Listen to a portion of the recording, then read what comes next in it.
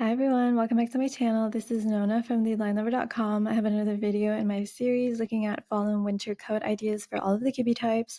Today we are looking at the Flamboyant Gamines.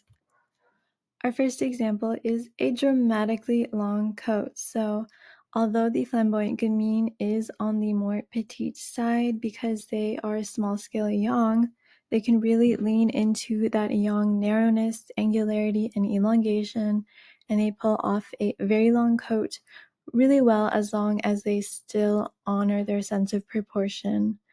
For the collar and shoulders, looking at a narrower collar and a more crisp angular lapel with crisp but not necessarily square shoulders sets up the entire silhouette for success, as it gives a clear reference point, a clear upper body shape that allows the rest of the coat to flow very harmoniously without looking too heavy, without looking like it's obscuring them or dragging them down.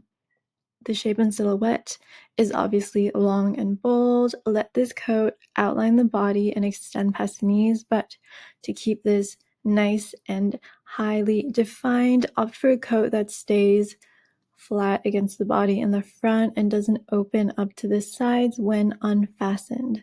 For fabric choice, a medium weight wool or tweed or anything heavier to keep shape works well and obviously will keep you warmer. Our next example is a long leather coat. So for this one, I recommend lapels that again stay flat and clear, but a slightly more crisp, angular shoulder shape, just because the leather tends to be a bit of a heavier material, so having more definition, more precision and crispness up top helps create a sense of balance.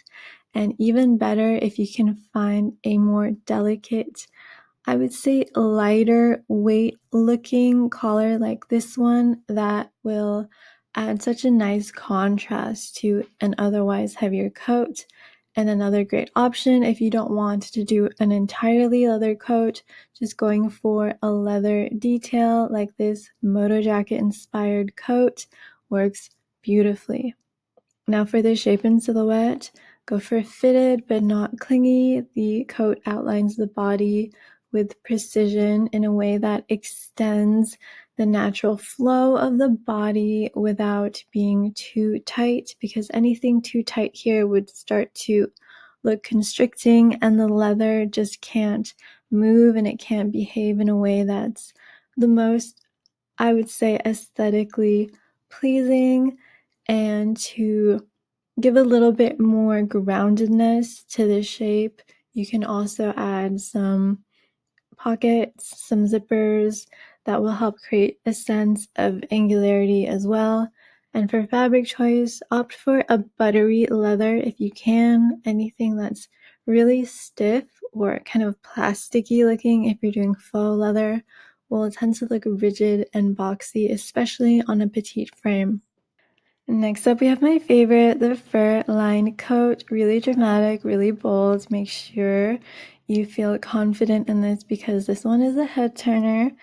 For the fur or shearling or faux fur lined coat, look for volume that maxes out at the shoulders and then tapers narrow at the waist or around the waist. This helps create a sense of shape without exposing the body.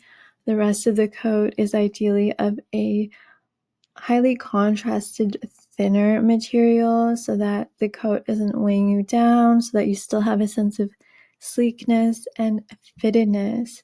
So go really dense and voluminous on the fur and thinner with the rest of the coat.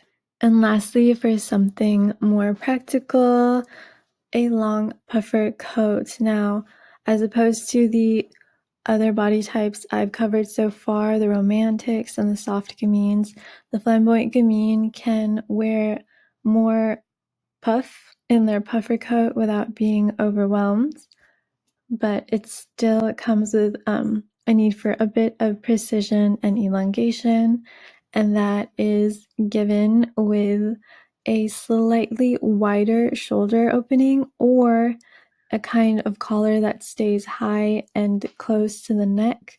Both create a clearer sense of the upper body. The rest of the coat can lay rather flat, straight, and fitted with a slight flare or a longer flare. What matters is that there is a strong sense of the shoulders where they start and a stronger sense of the end, the hem. It can't be just straight up and down. There still needs to be angularity with this coat. And ideally, the material is matte because a very shiny puffer here would begin to look quite wide.